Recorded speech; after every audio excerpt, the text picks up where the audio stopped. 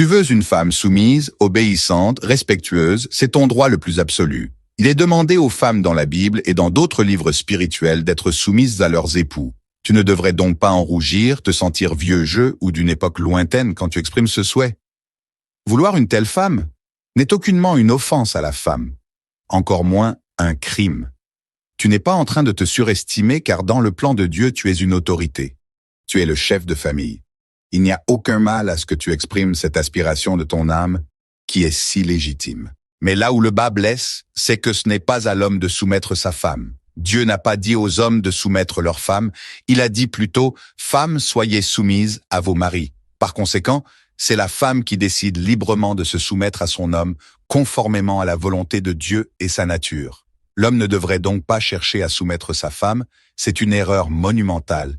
Et le premier symptôme de la maladie du mal-être de l'homme, qui n'a pas conscience lui-même qu'il est un homme, une autorité. Homme, n'essaie donc pas de soumettre ta femme, c'est de la peine perdue.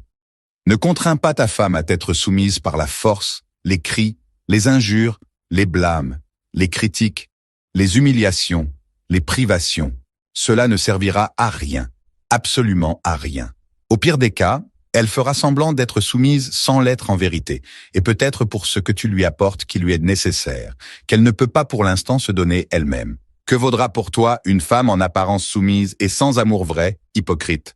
Une femme soumise qui n'a rien à faire de ton devenir, en rébellion contre toi, et dont les pensées te maudissent jour et nuit. Tu veux une femme soumise, donne-lui de l'amour, donne-lui du respect, donne-lui de l'attention.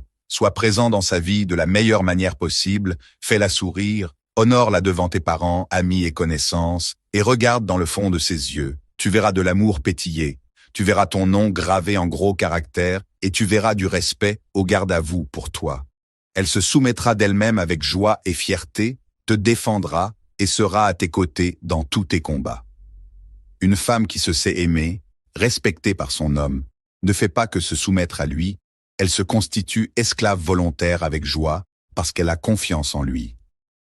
Elle entretient son autorité par son attitude et ses paroles parce qu'elle sait que cette autorité ne sera pas exercée contre elle, mais toujours dans leurs intérêts communs. On ne peut pas arroser son jardin d'acide et s'étonner de ne pas le voir fleurir. On ne peut pas sortir un poisson de l'eau et espérer qu'il vive. On ne peut pas battre un chien et lui demander dans le même temps de remuer sa queue de joie. On ne peut pas vouloir une chose et ne pas réunir les conditions qui devront faire advenir cette chose. Une femme normale n'a aucun problème avec la soumission à son homme. D'ailleurs, une femme amoureuse, comprise et respectée, est naturellement soumise, mais quand elle est abreuvée de violence, de mépris, d'agressions de toutes sortes, d'humiliation, d'irrespect, d'injustice, quand elle est contrainte de se taire devant les infidélités à répétition de son homme, son amour pour ce dernier commence à s'effriter et peu à peu, son âme saoulée d'amertume, de douleur, de regret, bascule dans la rébellion. Comme un chien qui veut se défendre des coups qu'il reçoit, elle crie, elle vocifère, elle s'exprime sans y mettre la manière. En espérant que sa détresse sera comprise, elle devient irrespectueuse et insoumise. Et malheureusement, quand l'homme en face d'elle ne perçoit pas ces signaux de détresse qu'elle envoie, il la juge sur ses réactions et non sur ce à quoi elle réagit. Elle devient ainsi victime et accusée. Dieu est Dieu et sa parole est vérité. Dans le livre de Saint Paul aux Éphésiens, le chapitre 5, le verset 25, il est dit « Marie, aimez vos femmes, comme Christ a aimé l'Église, et s'est livré lui-même pour elle. » Le verset 33 du même chapitre dit ceci « Bref, en ce qui vous concerne, que chacun aime sa femme comme soi-même, et que la femme révère son mari. » Pourquoi ces versets bibliques s'adressent premièrement aux hommes et ensuite aux femmes? Tout simplement parce que l'attitude d'amour d'un homme envers sa femme influence l'attitude de cette dernière à son égard. L'amour incline naturellement la femme.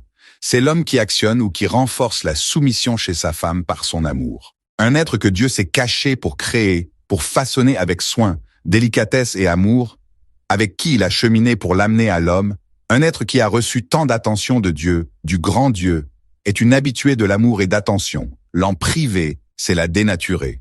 C'est la casser et la remplir d'amertume, or une femme malheureuse et amère devient du poison si elle n'a pas une foi en Dieu à défendre coûte que coûte. Ce n'est pas seulement le sexe masculin qui confère à l'homme, le mâle, son autorité de chef, à qui la femme doit soumission, mais à sa capacité à l'aimer, à la protéger, à la mettre en confiance.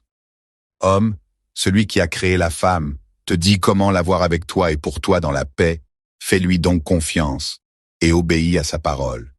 Aimer sa femme, c'est s'aimer soi-même. Tu ne perds donc rien en l'aimant dans la vérité.